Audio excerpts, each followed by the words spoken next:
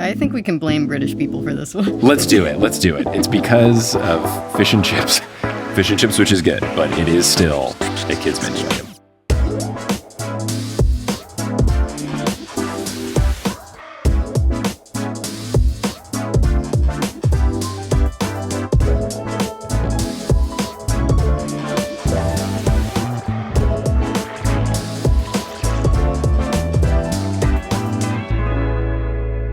What's good? Thank you so much for tuning in to another episode of The Newest Olympian. My name is Mike Schubert. I'm the titular Newest Olympian. I'm a 34-year-old man who never read the Percy Jackson books as a kid, but I read them as an adult because I was on a quest to determine if society had been sleeping on the series. I said yes, and now I'm seeing if society has been sleeping on the Heroes of Olympus series, and I'm always joined by a special guest, at least one or more per episode, and today I'm joined by two very special guests who, gosh, it's just been so long since I've seen them as we record this on July 30th, and we were just hanging out at San Diego Comic-Con less than a week ago. It's Emily and Phoebe for Monster Donut. Folks, how's it going? Going well. Good. I'm very excited to talk about House of Hades. I love this book. Yes. I hadn't realized because so much of my House of Hades coverage was doing live shows, and I have not done a show in Hartford for House of Hades. I was like, oh my gosh, I've almost done this whole book without getting the Monster Donut folks on. So we have righted that wrong, and we have got you on board for, I think, some very fun chapters. I know the chapters you most preferred is going to be what's the next episode, which is going to be the New York City live show, because the Olympic courts, the highest tier of my Patreon, spoke, and the consensus was, hey, for the live show, you should do these chapters. So, And they're right. yeah, I mean, right. look, Disappointing, but fair. Based on how things end here, it's like, oh, I think it's where we last left Percy and Annabeth, which was fighting Tartarus, which I never in a million years would have predicted. So that should be pretty hype. I think by the time everyone's hearing this, though, has the New York City show already taken place? If it has, you missed it. And if it didn't, you didn't miss it. Hey, it's Mike from the future here reporting that sadly the New York City live show has passed. It was this past weekend. But you won't have missed it if you're a patron, because I was able to film a good portion of the show, and I've got 2 videos up on the Patreon if you go to thenewestolympian.com/Patreon. And if you are any level of TNO patron, you can watch it. So you'll get a preview of what is going to be the next episode of TNO. You'll see the video, and you'll see the improv comedy portion that we did, the Percy Jackson inspired improv, that won't be on the podcast feed. So some exclusive stuff as well. So head on over to the TNO Patreon and you won't have missed out. Yay! Anyway, back to the podcast. But we are here to discuss some very fun Frank chapters.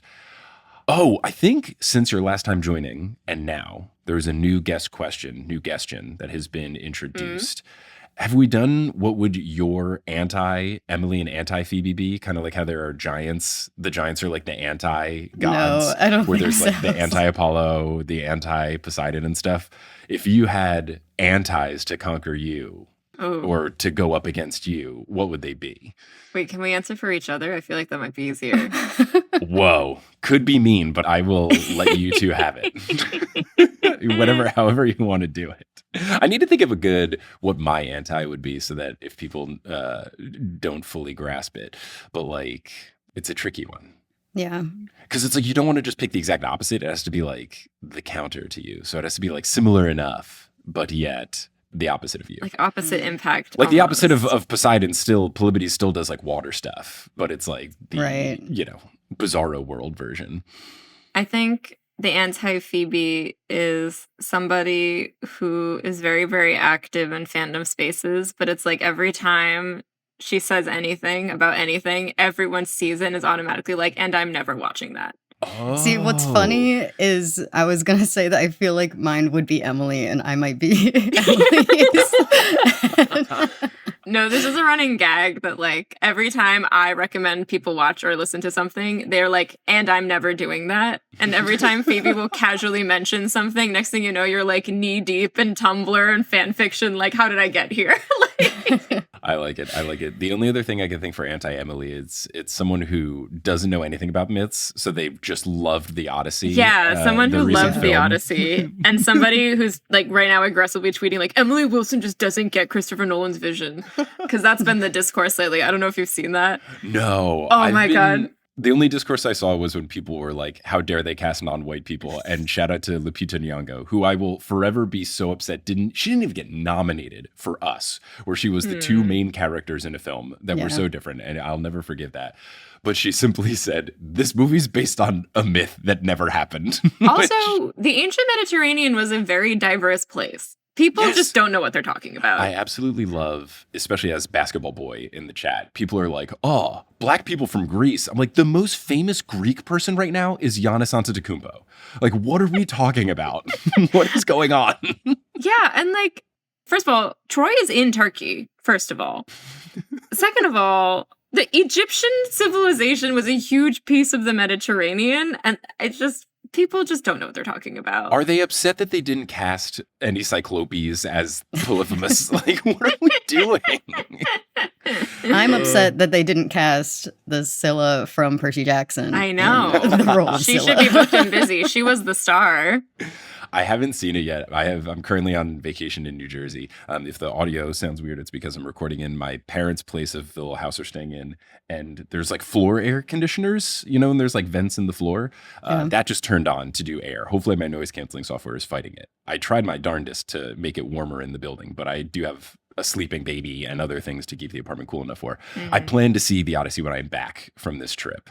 I know very little aside from like little internet discoursey things. I'm excited, but I'm also excited for like I don't know. It's going to be fun. I'm going to have a good time seeing it in 70 millimeter IMAX. And I only paid the base price and not like people are reselling it for hundreds of dollars. What are we doing? That's wild. What is this, theater?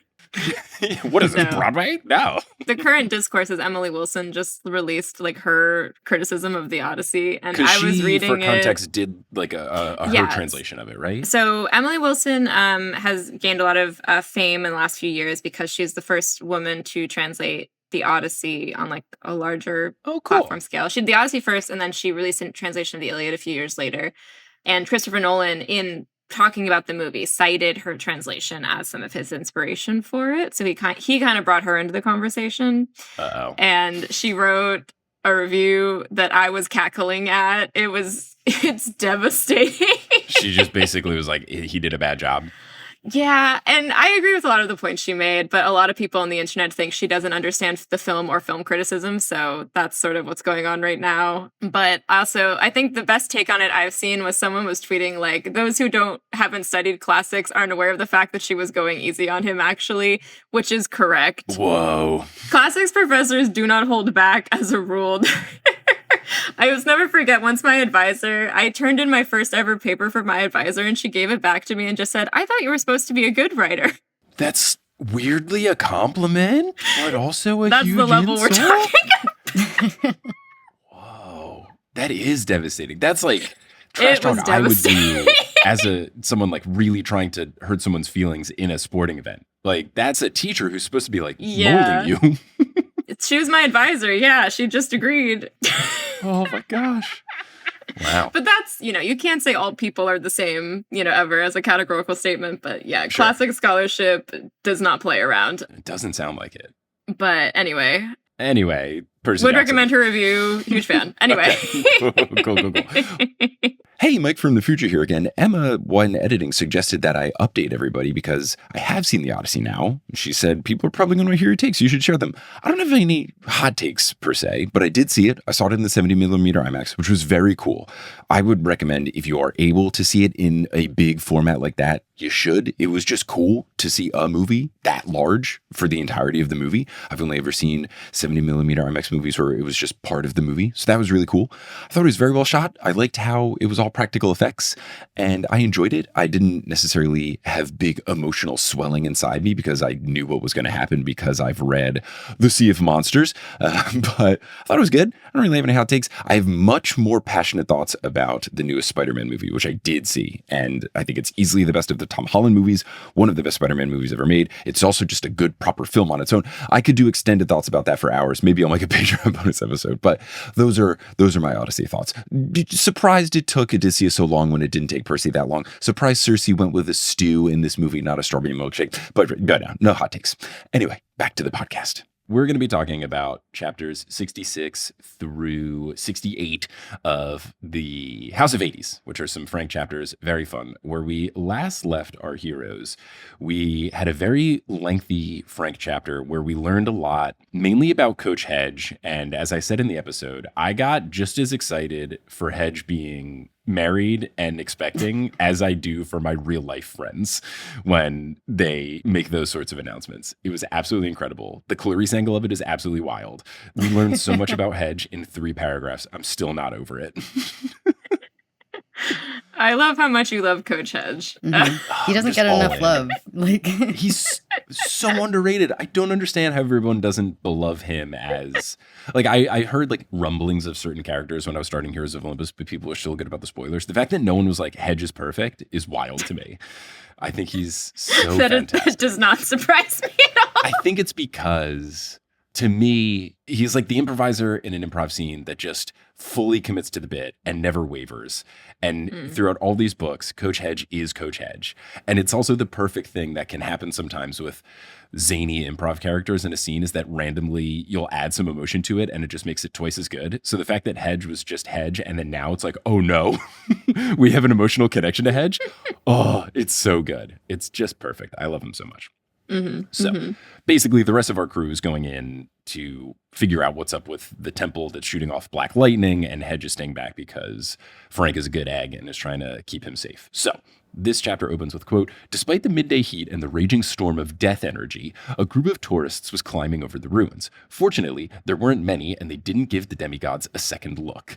So getting some good mist action, and Frank lets us know that he's basically fully embraced the mist. If they can fly into the Colosseum, the site of Lizzie McGuire's concert in the Lizzie McGuire movie, and they can do it like ballistae busting and blazing, they're completely fine. So this feels like a Rick kind of tongue-in-cheek thing of a character in his book just kind of making light of the fact that, yeah, the mist is super powerful.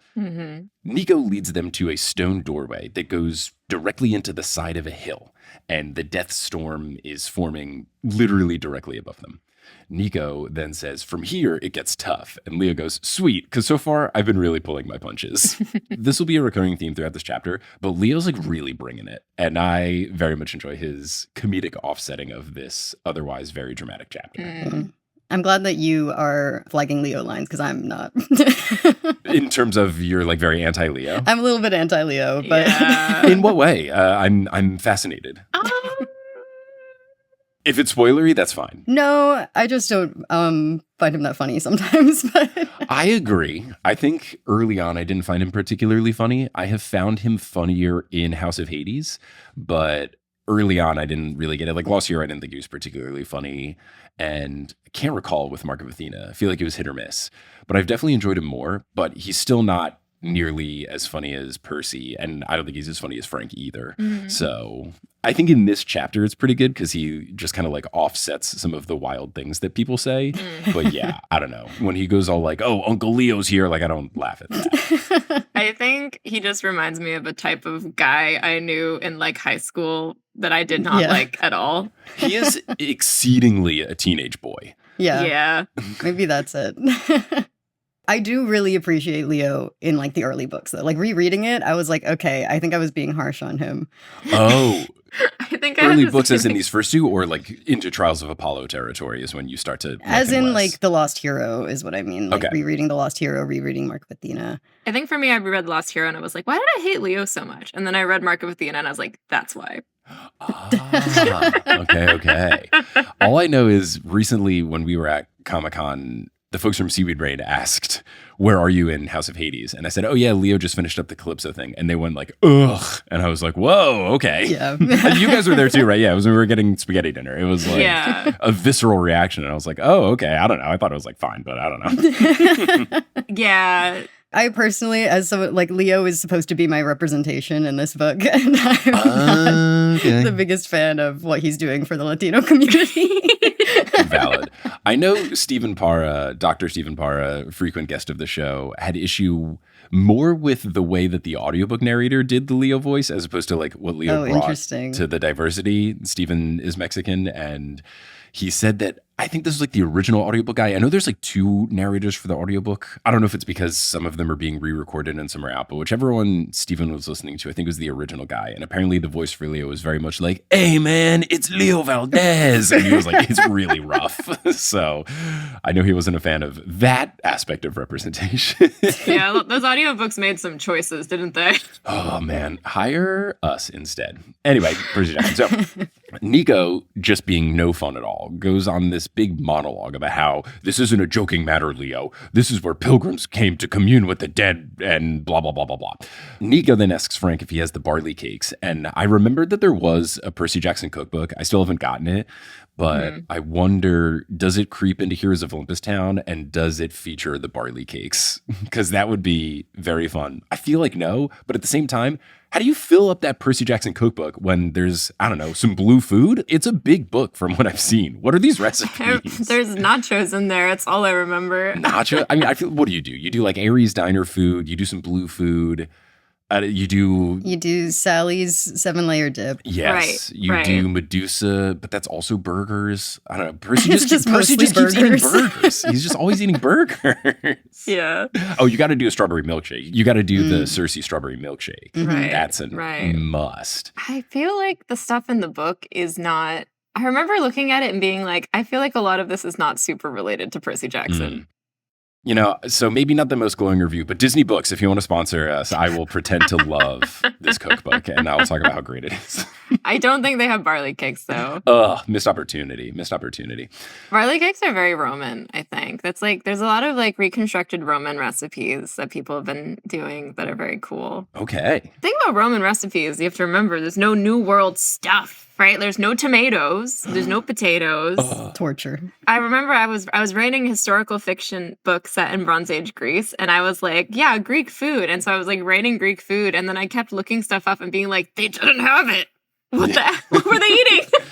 There's no tzatziki sauce. What did you guys eat? I think they had tzatziki. They definitely had yogurt. Okay. They had olives. Okay. For sure. But yeah, like no tomatoes. Wild. No Italian food didn't have tomatoes until America was colonized, y'all. I'm glad we ended up where we did as someone who just had a huge Italian dinner last night because I'm back in central New Jersey and I am in my element. Oh, yeah, of course. It's so good. The table behind me was so New Jersey Italian American. It warmed my heart so much. So great. As they were leaving, because it was a bring your own wine place, the wife yelled to the husband to bring the cooler and he was like, Sally, I got the cooler. Oh, it was so good. Oh, it made me so happy. And that was your audition for Gabe. Oh, God. When they redo the show. When they do the cash grab that Harry Potter's doing, they remake the show. Oh my God. That show's going to be so bad. I hope it crashes.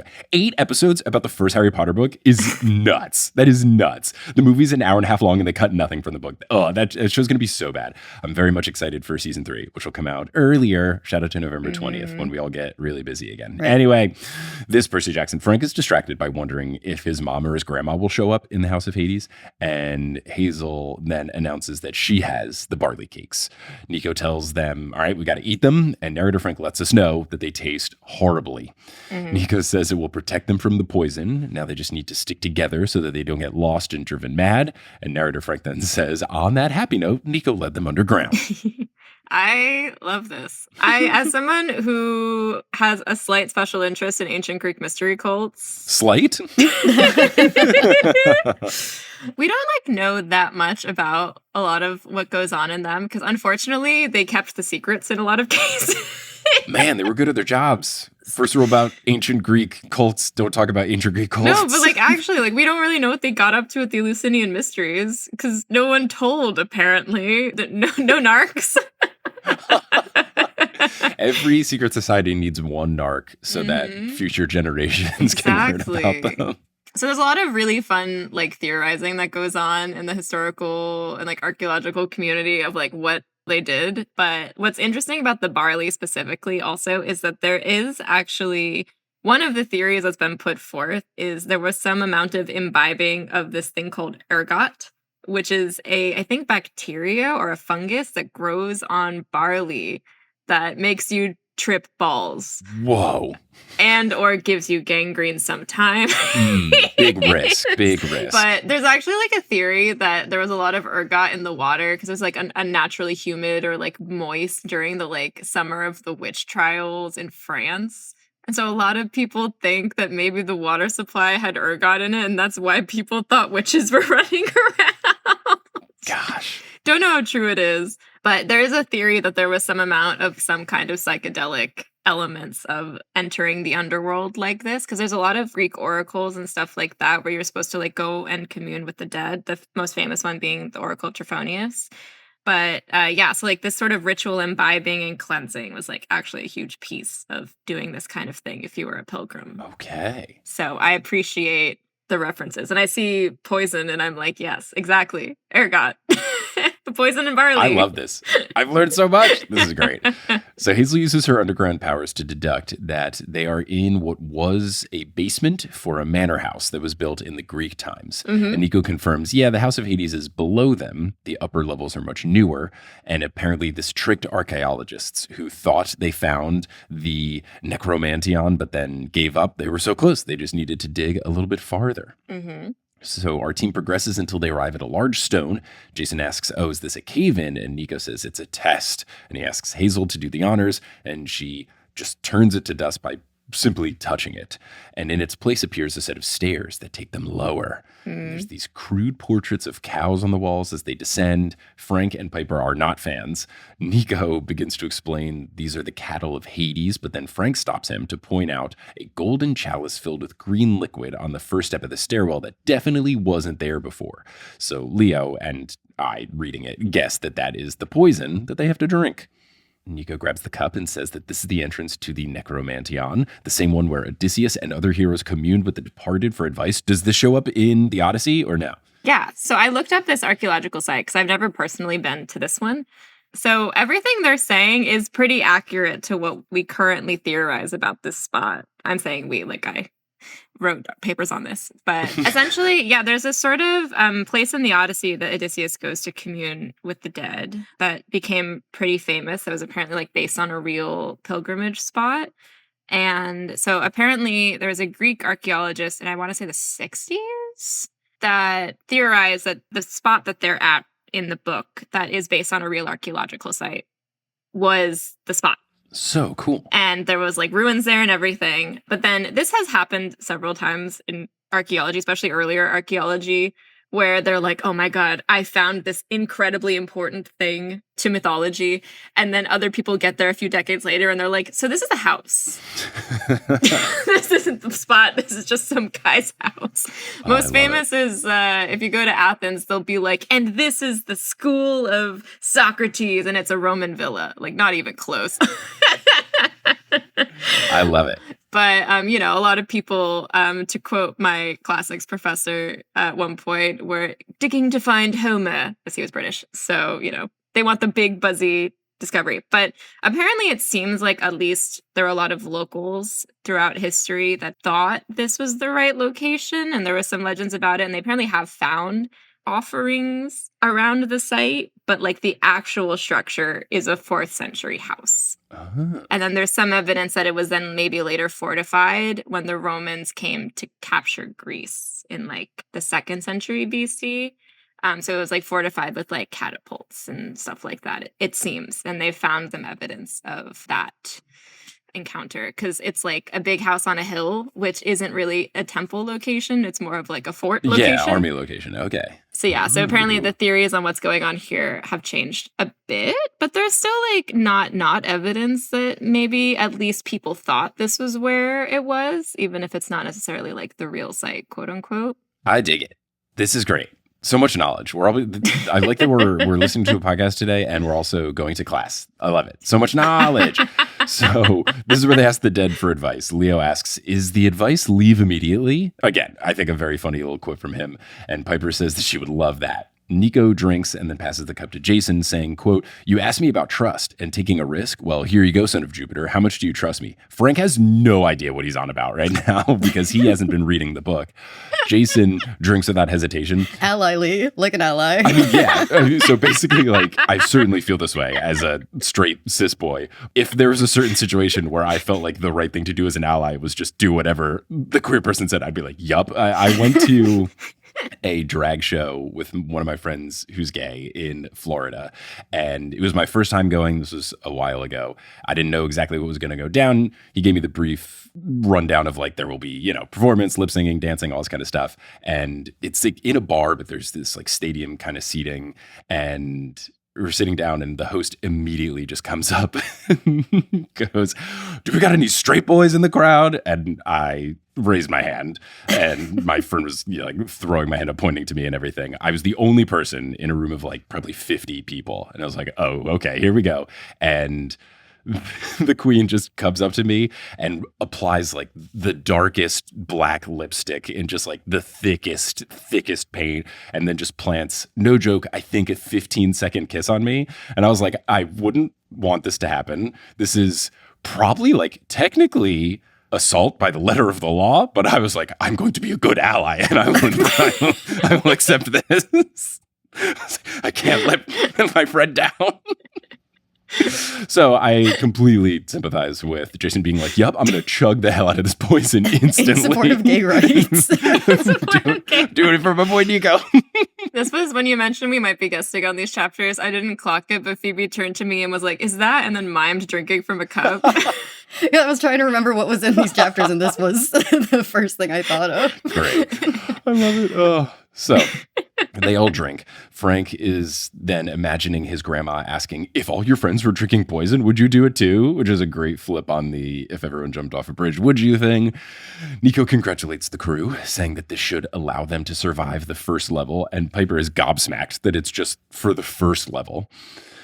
Nico instructs Hazel to lead the way, and they're off. Frank feels lost instantly. There are stairs that keep splitting into 3. They go through tunnels that look identical, but then they finally reach an archway of human skulls or stones carved to look like skulls. I'm going to believe they're actual skulls, very Parisian catacombs.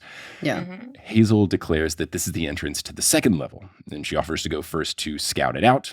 She does so. She says that there's no traps ahead, but she notes that something is limiting her underground senses, as if there's some sort of adversary working against her. And Jason wonders, oh, is that sorceress that Hecate warned you about? I can't recall her name. And I also couldn't recall her name. And then Hazel goes, it's safer not to say her name. And I can't remember if we learned this person's name or not, or if it's just been vague speaking, or if it was something where Hazel did the thing where it's like, Hecate told me her name, but I won't tell you her name as the narrator. I forget where it is. You don't have to tell me, but I just found it very funny that Jason was like, oh yeah, what's that person? What's her name? And then Hazel's like, no. And I was so upset because I was feeling the exact same way as Jason. I also don't remember if we know at this point. Okay. But I don't remember if we know. I also don't know if I told you if that would make a difference. Okay. Yeah. I mean, unless this character shows up in Hades 1 or Hades 2, the video game, it will mean nothing to me. I haven't played the game, so I don't know, but... we got to get you playing these from a mythological perspective. If I ever got more time, which I don't have, if I ever got more time, a really fun stream would be me starting a fresh file on one of the Hades games and you just commenting on for their takes on the mythology. I think you would respect their takes on it because they just go with like the fun route. They try to go with like myths that don't have a lot of knowledge. Like Zagreus is the main character of the first one. Is like intentionally not a god who has a lot of lore. And yeah, there is interesting lore about it, but we don't have time to get into all of no. that. Oh god. But I'm down. If we That's start actually talking my about favorite way Zagreus, to play. That's my favorite way to play video games actually is watch other people play video games because look, it's a fun way to experience it if you're a certain type of person, and I appreciate that type of person. I get stressed. I don't like making decisions. Totally. So Hazel warns that from here on out, the dead are stronger than the living, and then narrator Frank lets us know that these whispers he's been hearing grow louder, and now he can see movement in the shadows, and the rest of the crew also seem to be picking up on some movement. So They're seeing what he's seeing. Frank asks, where is this supposed enemy army that we're supposed to be facing, right? Didn't Gia have this whole army at the Doors of Death? They're not here. And Jason says, I'm not sure. I almost would prefer just a regular fight to this strange situation. And Leo says, my top choice would be walking into an empty house, scooping up Percy and Annabeth and leaving. And I really like this. This is a kind of joke that I would make. So maybe this is why I like Leo in this chapter, because these particular quips are things I would do. But also from like a business negotiation tactic, you always got to set the first flagpole at whatever would be the optimal situation. I was once in a business negotiation and someone asked, how much do you want to pay for this thing? And I started with nothing. Like, you got to just... If they give you the opportunity to plant the first flag, plant it exactly what you want to do and then negotiate from there. I appreciate that he throws out there maybe stopping at the gift shop. And I was imagining like a Doors of Death, like House of Hades gift shop. Would love that. That would be great. There probably was one in ancient times if this was a real pilgrimage site. That would be so good. People have always been people. There's always a gift shop. I'm just imagining the Tower of Terror gift shop, but it's all Doors of Death themed instead. Would be really good. I survived for the Doors of Death. Come on. With Mickey being scared. It'd be so good. There's a rumbling, which Nico identifies as the Doors of Death opening again. Piper says it sounds like it's happening every 15 minutes, and Nico goes, 12, but doesn't explain why he knows that, which I, of course, found frustrating because in the previous chapters when Percy and Annabeth are learning about this, they know it's 12 minutes, but Bob doesn't know why. He has some guesses, and I'm still wondering, is this actually a thing? Is this something where Rick just made it up and doesn't really have a reason? So I was wondering if this is Rick just further tormenting us of like, it's 12, but we don't know why. So Nico adds that he can sense Percy and Annabeth are in trouble, so they should hurry. The corridors and ceilings then expand as they go deeper, which isn't good because that just means bigger and bigger baddies can fight them. There's all these paintings of screech owls and poplar trees, which are apparently Hades things. And the other thing that Frank doesn't like about the layout is that there's lots of blind turns to where you can't see what's happening next. So it just feels like it's ripe for an ambush. So he's really worried that they're just going to all of a sudden get swarmed by a bunch of bad guys. Frank's instinct is to leave. He doesn't like the fact that he hasn't seen any monsters. That means they're probably hiding, but he knows that they have to find the doors. Frank sees ancient Greek graffiti on the walls. He can't read it because of his Roman background. Piper asks if the ceramic shards and silver coins on the ground are the remnants of offerings, and Nico confirms that they are. That was how people got their ancestors to appear. So Jason suggests, let's not make any offerings, and no one disputes. Hazel warns everyone that the tunnel is very unstable from here on out, so people should only step where she steps. Frank chooses to go right after her so that he can protect her if something happens to him. Love this from Frank. And he does sense danger ahead. The Ares and Mars arguments in his head, the Mars-gument in his head resumes, and then he hears a Phi Jean from a different voice. And it sounds like someone whispering in his ear. Jason, just further being such a great leader and friend, immediately clocks that something is up with Frank, so he asks what's wrong. And Frank tries to play it off, but then the voice returns, saying, Pylos, I await you in Pylos. And at this point, I couldn't tell if this was a good voice or a bad voice, so I was guessing, is this Clytius? Does he have some sort of connection to Frank? We won't learn in these next chapters who it is, but we'll see in a little bit that maybe it's not an enemy? I don't know. But at first thing, voice in head to me was, oh, this is a bad guy taunting, but I don't know. Do you know what Pylos is? It's someone's the Prince of Pylos. Frank's ancestor is the Prince of Pylos. Oh, his Argonaut guy was the Prince of Pylos, right? I don't know. So maybe it's his Argonaut descendant. Ooh, shapeshifter Argonaut descendant.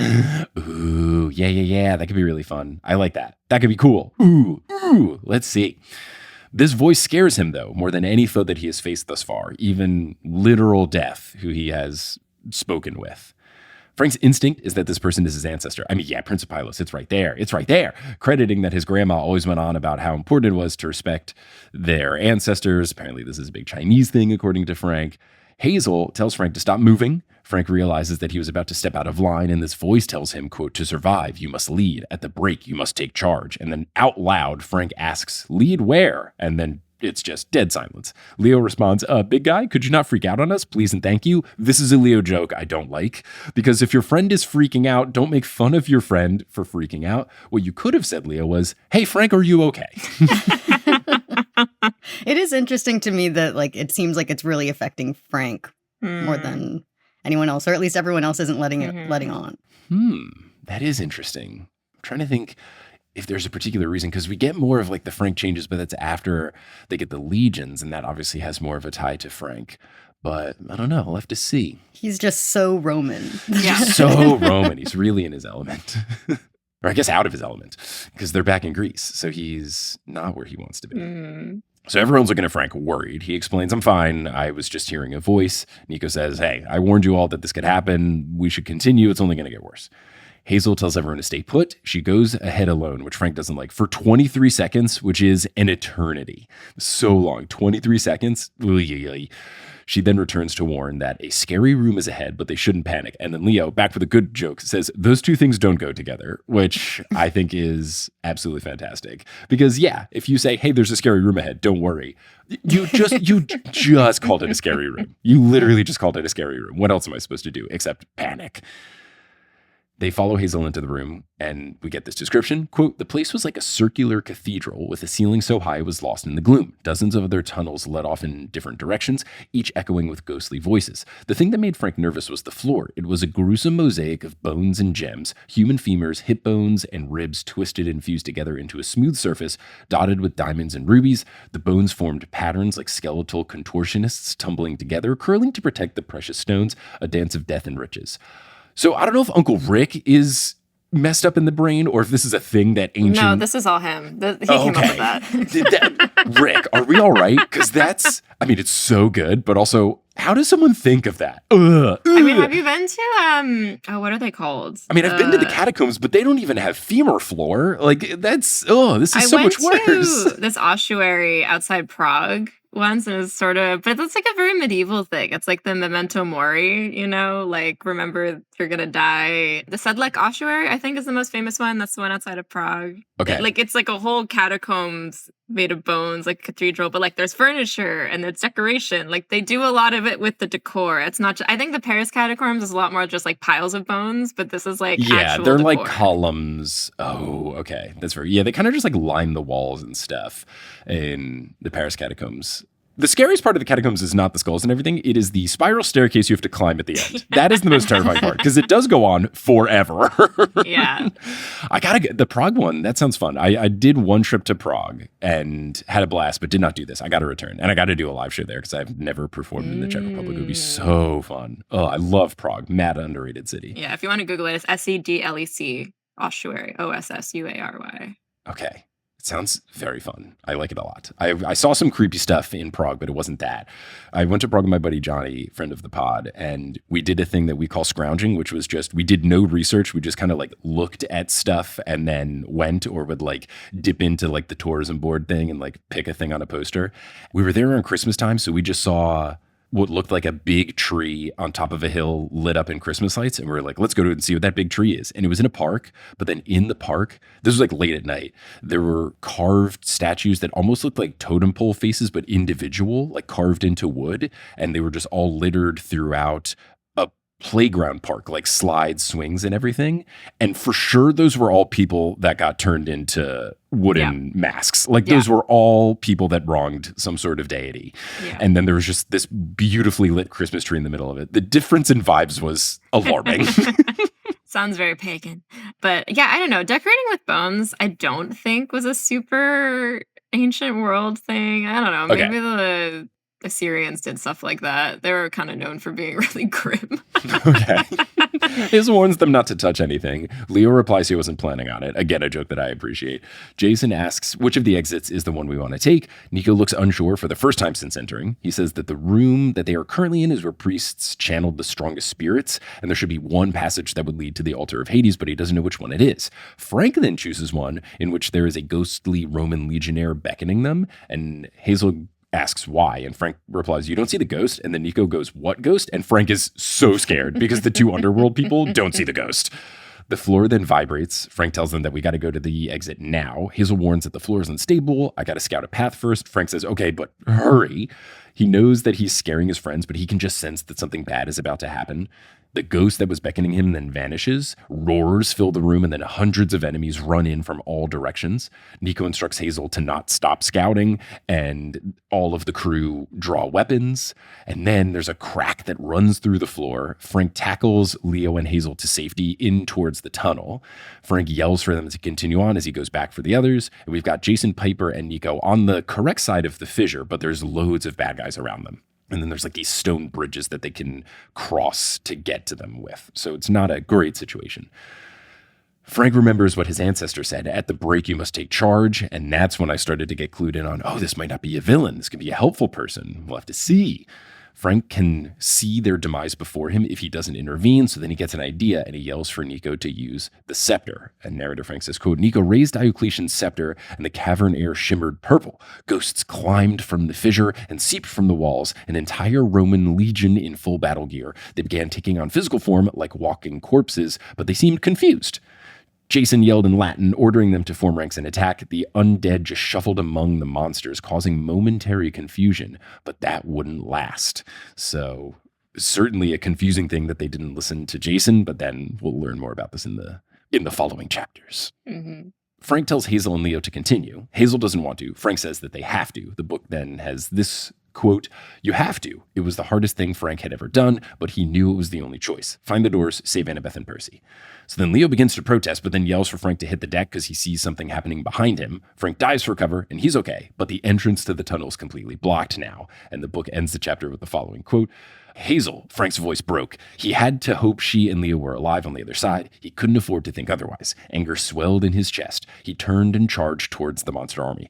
I was really excited. I wrote in my notes something that is not all ages appropriately. So instead, I will say what I wrote afterwards, which is something that I love to yell when I'm at Knicks games, my beloved 2026 double champion New York Knicks. When I'm at those games and you've got someone working in the post, I just scream, go to work, go to work. So I was very excited for Frank to go to work on them. I have retitled chapter 66, Breakdown While Things Break Down. Do you guys have a retitling of chapter 66?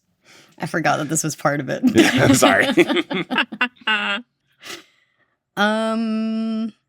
I drink poison for gay rights, I think is. Yeah.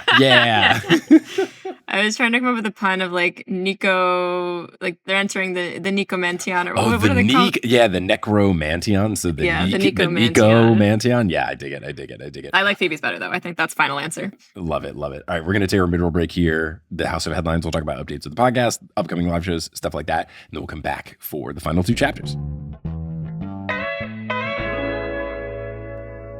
Hello and welcome to the House of Headlines Auxiliary Shubio edition. I'm on the floor again because I still have too much stuff on top of my dresser. I'm gonna clean it. I'm gonna do it. I believe in myself. But until then, I'm on the floor with some updates about the podcast. So let's do those updates. As mentioned earlier, the New Yorker live show did already happen. Happened last night at the time of recording this. Thanks to everybody who came and thanks to everyone who performed with me. It was so much fun. It was an absolute blast.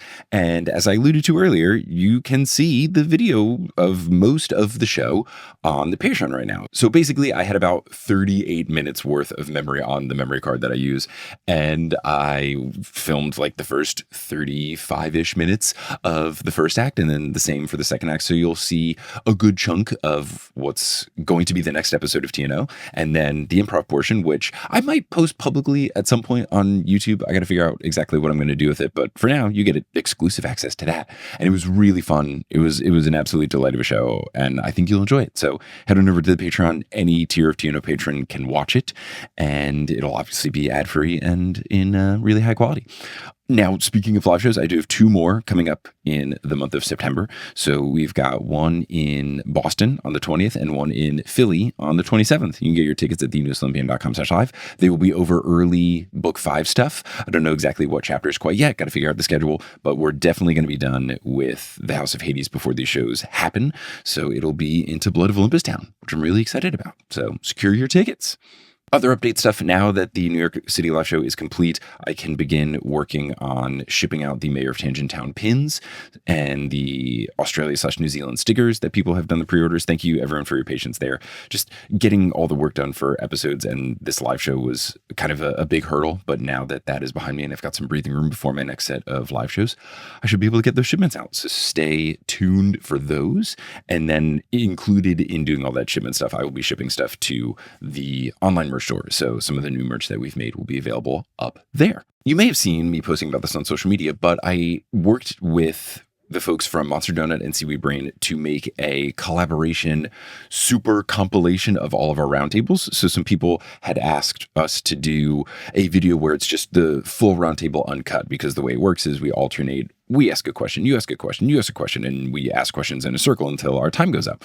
And because we've kind of established ourselves as a unit, people were asking, can we just see one without the cuts? You know, we're listening to all your podcasts individually, watching the clips individually. Can we just have something all together? So I put that together on YouTube. I dusted off my old vlogging history of editing skills, and I'm very proud of how the video turned out. It's on the TNO YouTube channel now. You can check it out. It's like 32 minutes, and it's got all of our roundtables and a little bit of the banter before and after. And it's good. It's fun. So if you want to just kind of see the conversation flow really well and just get a less interrupted version of the stuff that I posted as that bonus episode recently, check it out. And you get the video component as well. And it's like full wide angle, not, like vertical video like I've been doing for the reels. So yeah, check that out on the TNO YouTube channel. And subscribe to the TNO YouTube channel if you haven't. I would love to have more folks following there, not only because episodes are posted there, but also because I post behind the scenes footage. I do some tour vlogs. I have some more that have been mostly edited that I just need to tweak. So hopefully posting more stuff there. If I ever get enough time to do a live streaming kind of thing, like either Hades the video game or something else, I can do it there too. So subscribe. You go to youtube.com/@newest Olympian. Now, I mentioned the Patreon, so I want to give a shout out to the folks who have joined the Patreon most recently. Shout out to our newest demigod tier patron, Alex Lee. Alex Lee has a gifted Patreon account, meaning that someone got it for them as a gift. You can do that for a friend, a family member, a loved one, a stranger. The gifting is pretty cool. I think you can set the duration, what tier, all that kind of stuff, so you can really customize it for how much or little you want to spend. So if you need to give someone a gift, if you want something that takes absolutely zero time to ship, it's a good option. But thank you all so much for your support. I guess Aries bless you that if you have a big softball championship series coming up starting tomorrow, that they help you in this war. We're in the finals, guys. It's a best of 3. We've got a doubleheader tomorrow. If we win 2, we're in and out. I really hope we win. It would be so cool. Now, if you're caught up in the Newest Olympian and you're looking for some new content to consume, you're in luck, because I make a whole bunch of podcasts. I think you would enjoy the podcasts that I make. And one of the shows that I make is a little different. It's a basketball podcast called Horse. I do it with my buddy Adam Amawala. And we present it in a way where we talk about the NBA and the WNBA in a way where it's just about the entertaining side of the sport. And we get you caught up on the news, and then we'll talk about history, do some fun stuff. We just posted an episode recently talking about all the whole LeBron James going to Philly thing with some Philly fans, Hal Lublin and Sal Tamarkin, and that was a very fun one. We'll catch you up to speed on WNBA stuff because there's currently drama going on in the W, so check that out if you want to be caught up in the news. There's lots of basketball news going on, and if you want to understand it, because maybe you're not a super sportsy person, you can check it out. Horse, wherever you get your podcasts, or go to our website, horsehoops.com. Now, unless you're listening on Patreon or get access to ad-free episodes, you're going to hear words from a few sponsors make it feasible for me to be a full-time podcaster. Some of those ads will be read by me, and others of them won't be. The ones that aren't read by me are inserted locally, so if you live in Chile, don't be surprised if you hear an ad in Spanish. But once those ads are complete, we'll get back into this episode of the Newest Olympian.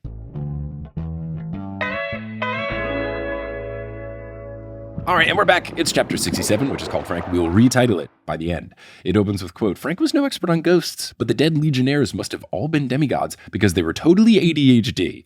Apparently, they crawl out of the pit, they wander around, they chest bump each other for no reason, they push some of their friends back into the chasm, they're shooting arrows into the air, they're throwing javelins willy-nilly, but sometimes they hit enemies by sheer luck. It's just a completely chaotic vibe going on right now. Which serves my whole thing is what made the Roman army good was organization.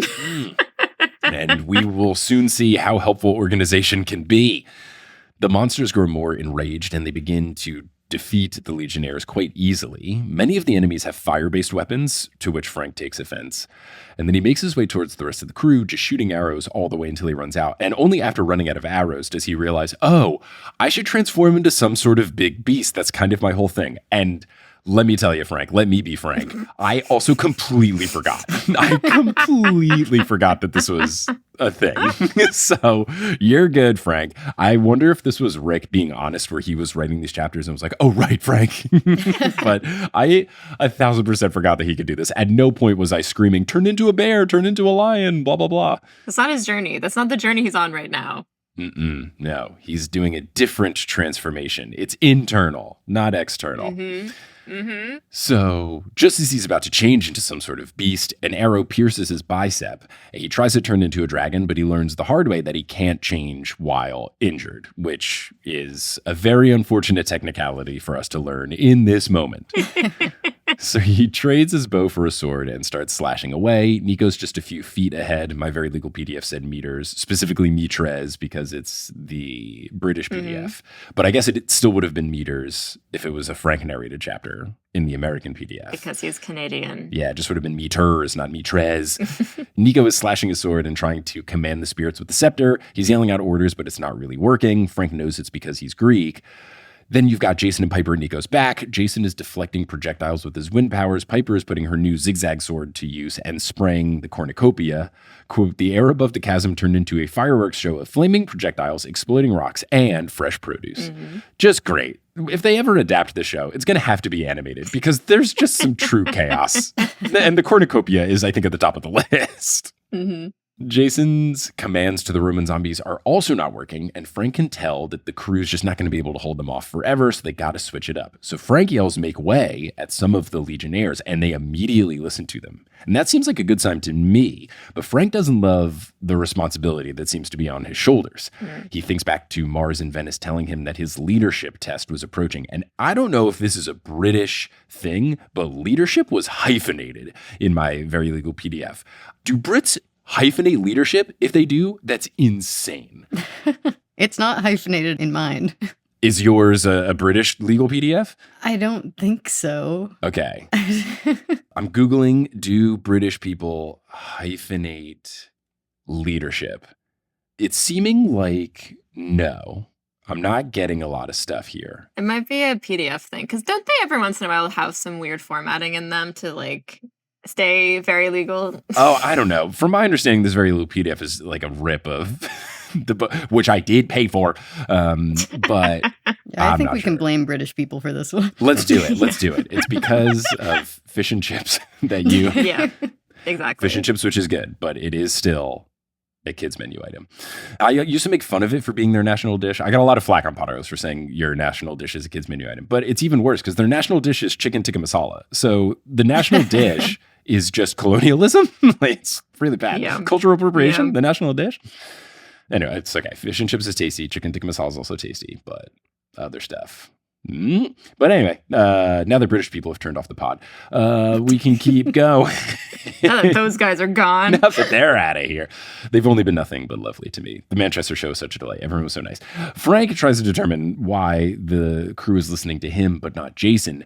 And at first he's thinking, is it because I'm a child of Mars? Or, and the narrator Frank says, quote, the truth hit him. Jason wasn't quite Roman anymore. His time at Camp Half-Blood had changed him. Reyna had recognized that. Apparently so did the undead Legionnaires. If Jason no longer gave off the right sort of vibe or aura of a Roman leader, ... So now this is expanding more than just narrator Jason. Frank has picked up on this. So this is certainly going to become a capital T thing. Ooh, it's spicy. It's interesting. Poor Jason. Poor Jason. He's really going through it. And it's only going to get worse when he dies. Frank reaches his friends just as a gaggle of cyclopes approach them, attacking. Frank slices some down, but he's getting woozy from all of the blood loss. He's aware of Jason deflecting stuff and Piper charm-speaking commands at the bad guys. Apparently she's telling the enemies to attack each other because it'll be fun, which is great. Love this decision. But what's countering Piper here is that the Impusai have their own charm-speak that they are using to counter what Piper is saying. So it's tough. It's tough. Frank knows, I got to command these spirits. So he tells them to lock their shields, and they do so in front of Frank, but it's just a few of them, and they're moving slowly, which at first I didn't pick up on, but we'll see there's a important reason soon. Jason asks, why are they listening to Frank, but not me? I'm the ranking Roman officer, and Frank very politely says, they just don't recognize you. such a supportive friend. Good white lie. Well done, Frank. Jason grimaces but doesn't look surprised, so he knows what's up. But then, in a great move, which I love, showing that he's selfless and he's just trying to help out the team, immediately asks, how can we help? Which is just really good. I like that Jason has no sense of self-importance. He instantly goes to what is best for the group. I really appreciate that about him. It shows he's a good leader. I really like Jason. I think he's fantastic. I'm a big Jason fan, and this, I think, was a really good show from him. I'm so glad. I love Jason so much. You're a big Jason fan? Big Jason fan. Yeah. I don't get why people dislike him. I know people say like, oh, he's kind of like a generic villain hero, but like I think it's kind of fun in a book of wacky characters to have one that's just kind of like, yeah, I'm the hero. I don't know. I think he provides a breath of fresh air to the group. I really appreciate him, and he's just such a good egg. I think Rick is doing a really good job in the House of Hades of making him super lovable, which is why I'm fully convinced he's not long for this series. Yeah, it was so funny. I think we were reading one of the short stories where like something terrible happens and Jason's immediately like has a practical step-by-step breakdown of like, this is what we're going to do to make sure everything's okay. And it's very responsible. And I was like, this is the first time I've ever read this in a Percy Jackson. See, you need it. He's a good breath of fresh air. The only thing now we need is the thing I've been clamoring for is we need someone who is a girl that is not like other girls. We need a girl character who can do incredible makeup and wants to get front row floor seats at the Taylor Swift concert and wants to make sure that her hair looks good and everything. We have enough I'm not like other girls. We need a girl who says, no, I am like other girls. I don't play video games. We have Drew. Yeah, but we don't like Drew. That's the thing. We need a likable hero. But because like Annabeth, not like other girls. Thalia, not like other girls. Piper, not like other girls. Like they're all not like other girls. We need non-manic pixie dream girl hero to root for. Maybe in one of these new books, there will be someone who is like other girls, and we root for her. But anyway, Frank doesn't know how they can help, but he yells "Orbem formate," which from my Latin knowledge, because I had to take Latin in high school, I was like, form a circle. And yes, they enclose our team in a ring, which is great. Only about 24 do this, not all of them. And then Frank and Jason realize basically at the same time that it's because Frank's rank isn't high enough. So I wrote in my notes, can Jason upgrade him? And then Nico yells, hey, Jason, you should promote him. So we're on the same page. Frank wonders how, but then Jason just immediately launches into an official emergency resignation and promotion. I don't know if this is something he learned or if he's just improvising this, but whatever it is, I love that Jason takes literally 0 seconds to go, I'm resigning. Frank, you're in charge. Let's go. Just, it's such good leadership. I appreciate it so much. It's like I think this happens in the West Wing. There's some sort of thing where Bartlett utilizes the 25th Amendment or whatever to like not become the president anymore because he's having there's some sort of thing where like he does a selfless thing so that things can go more smoothly. But it's a good leader role. I'm really proud of Jason here. I feel like it also speaks to how much that like realization of like, oh, I'm not fully Roman anymore is playing in his head. Yes. That he would step down so quickly from that role. Yeah. It was something that made the last set of Jason narrated chapters make sense, because when he was all worrying about the whole Greek-Roman thing, I was just wondering, what are we getting at with this? Why is he telling us this? Is Rhaena going to show up and they're going to have this big conversation? I'm just confused of why now, especially as the plot was getting climactic and we're getting to the big fight. I was wondering, why is Jason having this sense of self-identity crisis? Why is he going through this? Now we see why he's going through this, because it did come to pass in a very tense plot moment. So it makes sense. I'm sure it'll come up later as well whenever Rhaena shows up. But now it makes that less confusing. So narrator Frank, after getting this promotion, says, quote, Frank felt as if a door had opened somewhere in the House of Hades, letting in a blast of fresh air that swept through the tunnels. The arrow in his arm suddenly didn't matter. His thoughts cleared. His eyesight sharpened. The voices of Mars and Ares spoke in his mind, strong and unified. Break them. And we'll learn later that this is probably the blessing of Mars/Ares, but I, again, didn't clock this. I keep not clocking this happening until afterwards when someone's like, hey, Frank, you're all big and red and glowing and stuff. But I'm guessing that's what this is. Frank then then yells, Legion augment formate. Had to Google this one, but it basically means form an army. So they form a perfect wall in front of Frank. He calls for the archers to launch their flaming arrows, and it works. Narrator Frank says, quote, Frank heard a laugh behind him. He glanced back and couldn't believe what he saw. Nico D'Angelo was actually smiling. That's more like it. Let's turn this tide. And it's very funny, especially given that we are all fresh off of doing our interviews for season 3, where we got to talk with Levi, who's playing Nico, who is just the happiest, most bubbly boy. It's such a fun contrast of just pure soul. And in book 3, before Bianca's, spoiler alert, death, Nico is very happy-go-lucky, nerdy, OMG, please talk to me about myth and magic. Then he becomes angsty after. But to contrast the Nico we just spoke with to this Nico is so funny to me. I mean, he's kind of been through it in this series also. Like, he's really going through it in Heroes of Olympus. I just think about, like, he's got stuck in a jar for, like, what, all of Mark of Athena? Yeah. And then he comes out of the jar and everyone's like, I don't trust that kid. He's up to something. He almost died for us, but whatever. Yeah. Hey, get up. We're in the middle of a fight. We also don't trust you.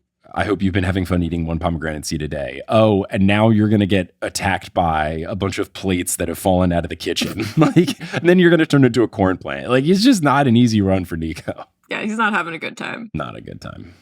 So he's smiling, though, which is fantastic. Frank yells, Cuneum formate, advance with pila. Again, I had to look this one up. Wedge form, advance as a pillar. The only thing I knew was like cuneiform. Pila is actually those are the shields. A pilum is like your primus pilum if you were the first spear centurion. So he's saying advance with your javelins, with your spears. Pila, of course, being the neuter plural, as you remember from taking Latin in high school. I do remember that. I do know those things. I more than like the actual translations of words, I think like conjugations and all of that like stick out more in my mind. Mm-hmm. Did you clock where there's not good grammar in this chapter? There were a couple of things where I was like, I don't think that's how you do it. I mean, he at least got, let's see, because like formate.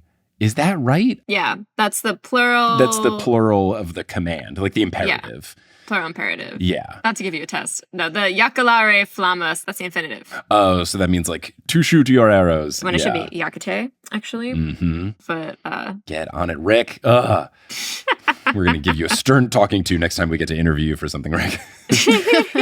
So the Legionnaires now just eviscerate the enemies. One of the stone bridges collapses, but the enemies are still crossing the chasm via another one, so Frank orders Jason to fly some Legionnaires over to the other side to attack their weak left flank. Jason smiles and responds with pleasure. Frank asks Nico to raise more spirits and Piper to counter the Impusai, shouting orders to the bad guys, saying to her, we need some chaos, and Piper replying, thought you'd never ask. Vibes are great. And then this chapter ends with the following quote, your makeup is smeared. Your friend called you ugly. That one is making a face behind your back. These are the things Piper is yelling. Soon the vampire ladies were too busy fighting one another to shout any commands. The Legionnaires moved forward, keeping up the pressure. They had to take the bridge before Jason got overwhelmed. Time to lead from the front, Frank decided. He raised his borrowed sword and called for a charge. So I have retitled chapter 67. I get promoted. Just felt very what a Percy Jackson book 1 through 5 chapter would be called. What have you retitled chapter 67? I got one. Frank marshals his forces. Good. Great pun. Well done. Anything, Phoebe? I was going to do like, I get promoted or something like that. Nice. So. Yeah. Beautiful. All righty, let's do chapter 60, which is so short, and then we'll get out of here. So this is another Frank chapter. It opens with, quote, Frank didn't notice that he was glowing. And I was like, oh, right, yeah, blessing of Mars and Aries, duh. Jason. It is just eating the big mushroom. I love it. Or that's the star. Sorry, that's the star. The mushroom is yeah. So Jason later tells Frank that he looked just like he did in Venice. Projectiles were just bouncing off of him. So Frank, as the narrator, lets us know that he had cut down 2 Cyclopes with such ease that the rest tried to retreat, but they couldn't get away from the Legion, who bested them. Frank leads the Legion across the bridge in a single file line. He's at the front. The bridge then crumbles right after they cross. Nico summons more Legionnaires. Frank is still going beast mode, even taking a slash from an Impusa and just being completely unfazed and killing this Impusa in return. Quote, Pain was unimportant. Failure was unthinkable. And I feel like that needs to be on the Mars/Ares line of workout tank tops. It's just something that says pain is unimportant. Failure is unthinkable. This feels like a shirt that Liam Crowley would wear in one of his Instagram videos where he's just doing all of the pull-ups with all of the weight tied to his waist. That man is so strong. Yeah, I go climbing with him and it makes me feel bad because he's also like 6'5", so it's just like you just reach everything. Yeah, that's not fair. That's completely unfair. How dare you, Liam? How dare you? I love the fact that we get a cameo of, as far as I know, the only real Roman combat formation in this, which is Testudo. I don't actually know that much about like what they would have been calling out during these battles, but Testudo is like a real one. It's a tortoise is the word for it. Yes, because it looks like a tortoise was on the shields. You can't have a fight with legionaries without one of those. So I'm happy she came in here right at the end. It's classic. I didn't know that they would do it in a single file line though. To me, it's usually more like like deeper than just one row. Clump. I think they do it in the Battle of Helm's Deep in the second Lord of the Rings movie. So if anyone wants a visual reference for that. Great. Gosh, so good. Is that before or after Legolas skateboards down the stairs? I think it's right before. Okay, cool. It's that scene though. You've got it. You've nailed it. It's exactly there. The most important scene in the entire franchise, and I will never not utilize an opportunity to talk about it. It's just so good. Maybe it was because of the different rights and stuff, but Legolas should have been a playable character in a Tony Hawk game. Spider-Man is playable in some of them. Legolas would have been such a good ad if the skateboard was a shield. Tony, hit me up. Let's make this happen. Frank is just in his truest element, and the rest of our Argo crew are also just thriving under his orders. Everyone's just dominating. It's fantastic. The battle's over. Jason lets Frank know that he's on fire, literally. Frank is not worried as he puts out his pants, and he lets us know as the narrator, Leo has made Frank unafraid of fire, which is a huge bit of growth for him. Yeah. I love watching Frank not afraid of anything in this scene. Stepping into his power as a Mars kid, and because we saw earlier when he had the blessing of Ares earlier in the book, how much it terrified him afterward, and just seeing him stepping into a leadership role and not being afraid of this thing that he is, because he's been sort of like, oh, I'm the opposite of a Mars kid, and to see him actually take that as something that does belong to him. I just love Frank. I love Frank a lot, and I love this for him. I love him going on this growth, and Nico reminds him that he has an arrow sticking out of his arm. Frank removes it, says he'll be fine. Piper bandages him, feeds him some ambrosia, compliments him on a job well done. She says it was terrifying but amazing, and then this feels not real to Frank. He's saying, no, this isn't me. I'm just Frank. And this is very much the thing you're getting at here, Phoebe, is that he feels like he's this nice, cuddly boy. Every single narrator called him a stuffed koala bear in some shape and form. And now he's this big, scary fight guy. But I like him embracing that there can be two sides of Frank. There can be the soft side and there can be the intense side. But I also totally sympathize with it not feeling natural to him because it's so new to him. I may have made this exact reference on the podcast when this came up earlier in the Venice chapters, but I can't remember because that was a million years ago. But this is like me playing softball now because I played baseball growing up. It was my main sport from when I was 5 until I was 14. I was on travel teams. I played all of this before my growth spurt. I had a big growth spurt when I was 15, 16. So I was always the shortest kid on the team, never the fastest, one of the slowest kids on the team. But then after having a growth spurt and then doing a lot of leg-based workouts, because there was a time in my life when I really wanted to dunk. So I just did a bunch of squats when I lived in Seattle. I got my legs really strong and then I kept up with it. When I started playing softball again in 2020, I was instantly the fastest guy in my team. And then I learned the fastest guy in the league. And it was just really weird because I was just I'm not the fast guy. And everyone's no, you're the fast guy. And it's this is not my identity. So I completely understand how Frank is feeling. It's taken me a long time to realize oh, this is who I am. It's super strange. Having raced against you, I think you are the fast guy. Yeah. Even though I was wearing steel-toed Timberlands. I was going to say, flash forward to us all in the van going to race, and we were who's gonna win? And you were me. Yeah. And we were no, but I don't know, Cardi to track me. I was trying to be as polite with it, but the fact that there was a discussion. It was like, guys.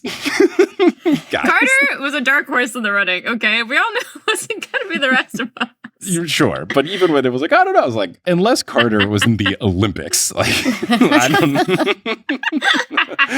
don't know. On a Percy Jackson note, though, yes, I let's do bring it think back. it's interesting that, like, when we covered these chapters for our podcast, we talked about how the blessing of Ares is sort of similar in vibes to, like, the way that Percy acts after getting the curse of Achilles. Oh, okay. And it's interesting to me watching the way that, like, Frank reacts to that power versus the way that Percy reacts to that power, because they're sort of the only two. We never got Clarice's perspective on what this is like.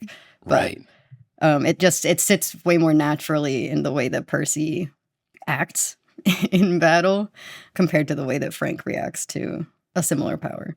Yeah, Percy, it's very much like in Kingdom Hearts when Sora does enough combo stuff to go into one of the Super Sora forms, where it's just like, oh, I'm always fighting and slashing and stuff. Now I'm just better at it. Frank, this is just such a stark contrast to who he is as a person that it's just so unnatural to him. So, yeah, that's a really good point. Really good point. Yeah. Frank then dismisses the remaining zombies and they crumple immediately and their weapons turn to dust. Frank is so exhausted that he fears that he will do the same and just wither into dust. The blessing has now faded. The adrenaline is gone, so he's really feeling it. He tells the rest of the group that they got to find Hazel and Leo, and Nico starts to suggest an alternate route to the blocked one, but then he stumbles. Jason asks what's wrong because he's on the case, and Nico says that they need to get to the doors immediately because something is up with Percy and Annabeth. And I'm guessing this is probably lining up with Tartarus just turned into his veiny purple humanoid form. I'm guessing that lines up because that just feels like we've got to stumble. My brain stumbled when he showed up. I was like, I didn't think you were an option. What? Jason asks, how are we going to do this? The tunnel is gone. And I'm thinking, is there some sort of bulldozing that Frank can do? Can he turn into a rhino? Can he turn into a mole? Is there something he can do here? And then the book ends the chapter with the following quote, Frank clenched his jaw. He hadn't come this far to stand around helplessly while his friends were in trouble. It won't be fun, he said, but there's another way. And that made me think, okay, maybe Frank doing some sort of gross animal thing is in play. Will He's going he mole be mode. That's what I'm thinking. Like, is he gonna groundhog mole, like dig some sort of cramped tunnel for everyone to crawl through, and it's going to be very claustrophobic, but he's going to do his best job. That's what I'm thinking. And maybe this will be a hilariously wrong guess, but just the fact that he said it won't be fun, but there's another way, makes me think, oh no, I have a solution, but it's kind of embarrassing and not ideal for everybody else. That's a good guess. So I truly don't remember. okay. Yeah, neither do I. It could very easily be that. That did happen in a D&D campaign of mine recently where there was like a hole and a couple of the people in our campaign could transform into animals and they were like giant badger and they ended up tunneling super deep and like way farther. The DM did not expect that to happen, so they accidentally uncovered like the mystery we were supposed to get to like many weeks from now.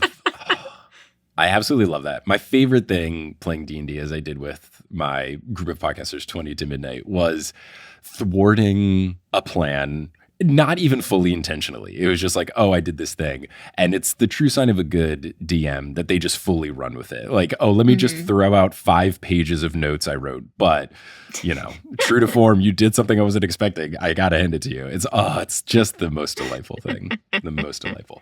Well, that's the end of the super short chapter 68, which I have retitled I'm on Fire, which just felt multiple angles there. What have you two retitled chapter 68? My first instinct is like, I do my best impression of Clarice LaRue, despite not knowing who that is. Yeah, it's good, though. It's good. The famed Clarice LaRue that Percy probably talked about one time in the boat.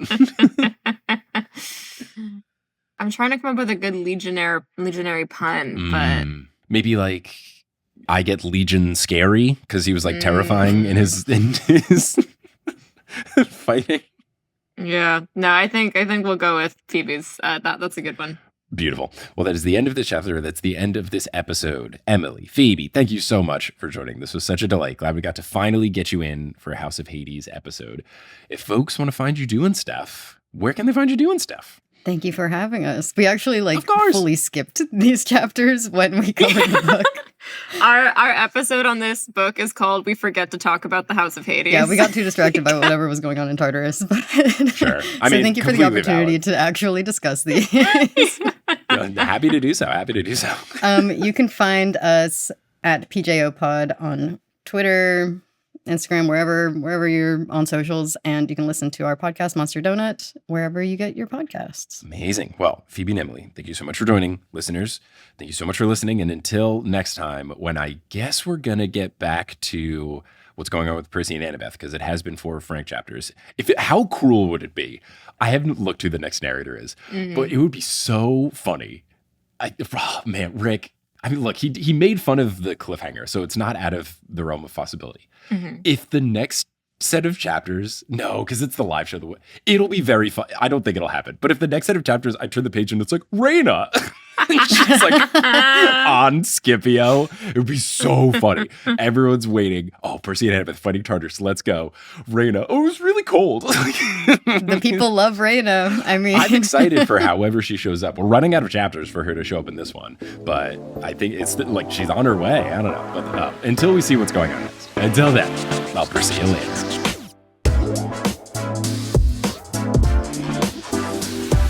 Hey, thanks so much for listening to this episode of The Newest Olympian. This podcast is created, hosted, and produced by me, Mike Schubert. I also run the social media and the website. Our editor is Emma Nelsen, and the music is by Bettina Campamanas and Brandon Grugel. If you just cannot get enough of the show, there's a couple of different things that you can do. First off, you can find us on social media. We're at Newest Olympian on Instagram and other places, but Instagram's where we're most active. You can also support the show on Patreon. TheNewestOlympian.com/Patreon is where you get access to bonus episodes, director's commentaries, behind-the-scenes looks in the pod, as well as our Discord. It's a phenomenal community with lots of wonderful TNO listeners. You can get access to that. The TNO Patreon is also where you can get live show replays and other digital goodies. But you can also go to thenewsolympian.com/merch to rep the show with some physical and digital merch as well. Speaking of the Patreon, let's give a shout out to our producer level patrons in the Olympic court level of the Patreon. So shout out to Kelsey Gillespie, Vicky Garcia, Frida, Megan Moon, Polly Burge, Nikki Harris, Tatiana Schmidt, Sam Reeby, Mrs. O'Leary, Milo Kim, Sandkoff, Rayla Matthews, Sky Mallory, Mick Walters, Grace, Bradimus Prime, Skylar Sisters, Scott Sheldon, Ann M. Thayer Cohen, Bella, Percy Jackson, Kit Kat Crumbs, Andrea, not Andrea, Terry Rothfuzz, Certified Ghost King's emotional support friend, Lee Hartley, Margot Redhouse, Raccoon Moon 149, and Kevin Wallbank. If you want to support the show in a non-monetary way, word of mouth is huge. It goes a long way for podcast growth. So you could talk about the show with someone directly. You could post about it on social media. You could leave us a rating and review on whatever podcasting app you're using. All these things really do help. I appreciate anyone who has done it in the past or will do it in the future. But I'm just so thankful that you tuned into this episode, and I hope you tune into our next episode. We'll be joined by Sukhoi Simone and Paul Kayola to break down chapters 69 through 72 of The House of Hades, live in New York City. But until then, I'll see you later.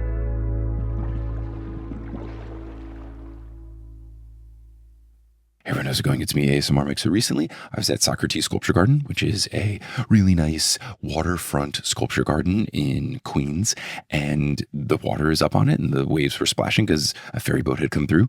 So I took my phone and put it on voice memo mode, and that's going to be our ASMR Mike segment for this episode.